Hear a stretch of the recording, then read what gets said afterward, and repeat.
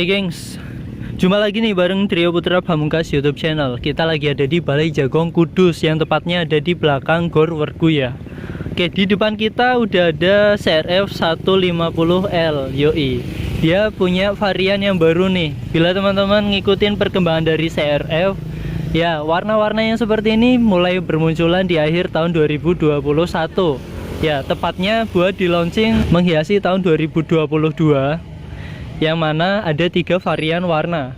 Nah, yang di sini dia punya karakter warna extreme red. Oke lah, kita lihat detail dari dekat.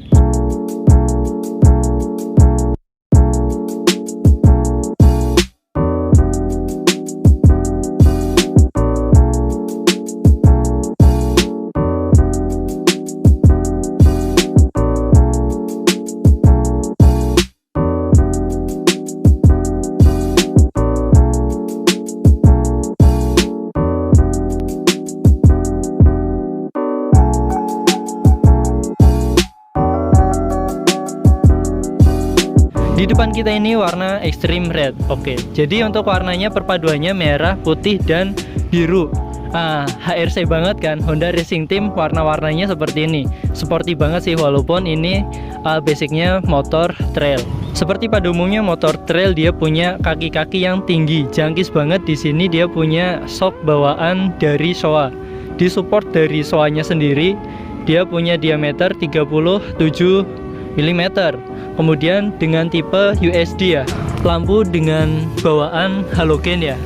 Dia punya lampu halogen. Kemudian ini mikanya jauh lebih keras dari mika motor sport yang lain, karena ini basicnya untuk trail ya, untuk terjang alas-alas, jadi bahannya jauh lebih kuat. Ada ring 21 bannya, bawaan dari pabrikannya dikasih model ban trail seperti ini. Oke, kemudian disc brake-nya 2 piston di kalipernya. Shroud dari tangkinya yang karakternya lancip-lancip seperti ini men, kalau CRF. Untuk di bagian mesin, untuk mesin diklaim sendiri dari pabrikannya nggak ada perubahan dari CRF yang 2021, karena masih pakai mesin karakter yang sama. Di sini cuma ganti skinnya aja, ganti warna dari stripping dan bodinya. Oke, jadi untuk mesin nggak ada perubahan dari CRF yang 2021. Oke, kemudian di bawah sini punya persneleng yang karakternya tunggal. Jadi untuk naik turun cuma pakai 1 persneleng. Nah, karena ini motor buat daily use, masih pakai karet di footstepnya. Oke, jadi masih ada karet, dan di sini misal mau terabasan, karetnya tinggal dilepas men. Jadi grippernya langsung ke besi ini. Jadi modelnya fleksibel kayak gini. Oke, yang di bagian sampingnya juga naiknya langsung ke belakang ya, menghindari patah pada saat jatuh. Di sini tangkinya cukup lumayan kecil dibanding dari motor trail yang lain. Dia diklaim punya kapasitas 7,2 liter. Dari kapasitas bensin yang 7,2 liter ini cukup lumayan bisa dipakai buat jarak jauh, karena dari pabrikan resminya dia mengklaim kalau konsumsi bahan bakarnya itu di angka 39 per 1 liternya. Jadi 39 km bisa dipakai dengan 1 liter bensin. Oke. Dengan 150 cc ini dia punya karakter mesin yang harus kuat di RPM tinggi. Karena motor trail ini benar-benar dipakai buat geber-geberan ya. Jadi dia harus kuat di RPM yang tinggi.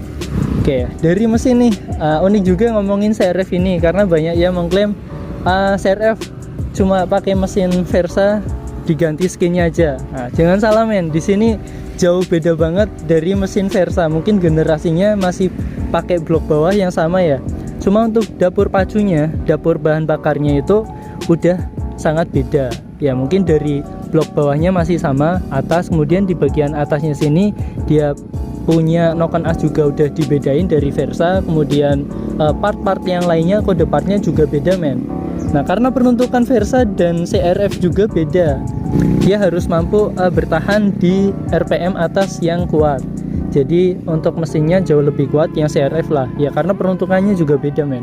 Jadi nggak ada lagi ya anggapan bahwa mesin CRF ini cuma dari mesin Versa yang diganti skin. Jadi untuk CRF 2022 ini Honda udah mulai berani main warna men, dengan perpaduan warna-warna yang kontras banget ya. Kalau kita lihat di sini merah sama biru men. Yoi, mantap sih, sporty banget, yang pasti tetap ngikutin zaman buat di tahun-tahun yang sekarang. Oke, di sini dia punya sabuk di bagian joknya, kemudian cover untuk knalpotnya dia pakai plastik buat nahan panas biar nggak sampai ke atas, apalagi kalau misal boncengan. Nah, untuk karakter joknya di kelas motor trail ini tergolong empuk men. Nah, jadi nyaman banget buat dipakai di harian ya, maksudnya buat dipakai di jalan umum, jalan beraspal, ini cocok banget sih. Masih didapetin kenyamanan walaupun basicnya motor trail. Banyak walaupun masih pakai ban tahu. Tadi di video sebelumnya kita udah pakai, ini getarannya nggak terlalu yang ekstrim banget. Di bagian belakang udah pakai disc brake dengan satu piston di kalipernya. Sebenarnya kita nggak fokus banget ke motor trail karena kita nggak tahu mendalam mengenai motor trail, cuma kita sedikit belajar dan sharing ke teman-teman.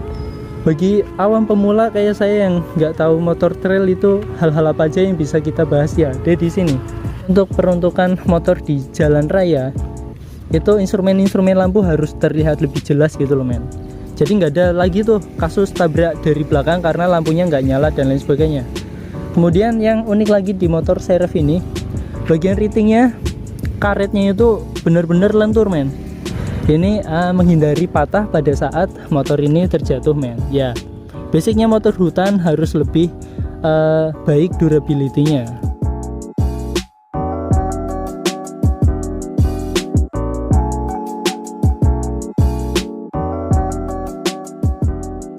Oke, kemudian kita lari ke bagian sisi kemudinya ya. Oke, di sini sisi kemudi kita bisa lihat kalau di bagian kanan sini dia ada engine stopnya.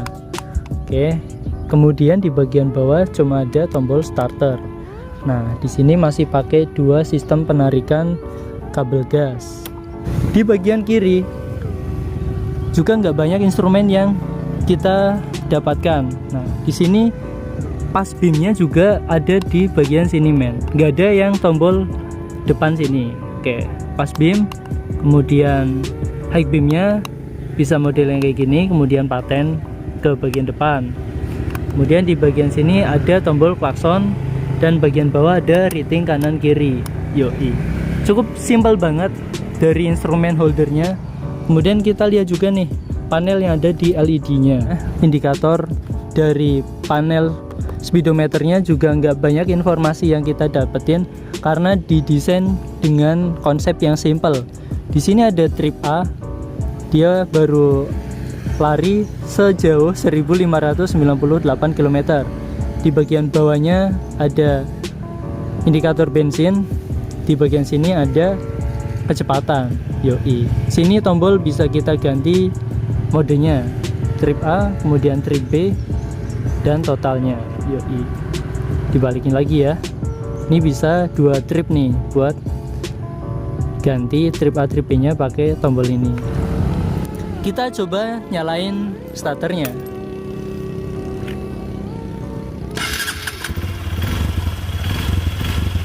Nah, seperti ini bunyi standar dari mesin CR-F 150L.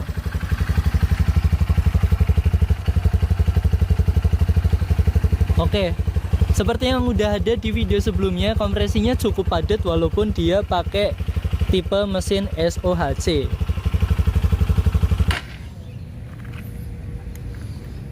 Oke, mungkin sekian dulu sih video kita kali ini. Buat teman-teman yang pengen lihat video impresi pemakaian CR-F 150L ini, ada di video berikutnya. Oke, tetap pantengin Trio Putra Pamungkas YouTube channel. Makasih banget nih buat Mas Wafa yang udah minjemin kita motor buat di review. Oke, Mas Wafanya sebelah mana? Ada di sebelah situ men. Oke, udah tak ajak buat in-frame cuma nggak mau. Yowis lah, kita in-framein aja motornya. Makasih banget Mas Wafa. Next time kita trip ya, San Mori kemana? Kemanapun yes, nanti bisa diagendain.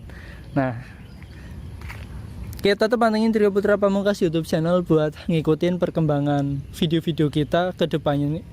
Oke teman-teman, buat yang nanya ini seberapa tinggi sih motor CRF ini ya, di postur tubuh saya yang jangkung seperti ini, saya coba naikin motor CRF ini. Masih jinjit men.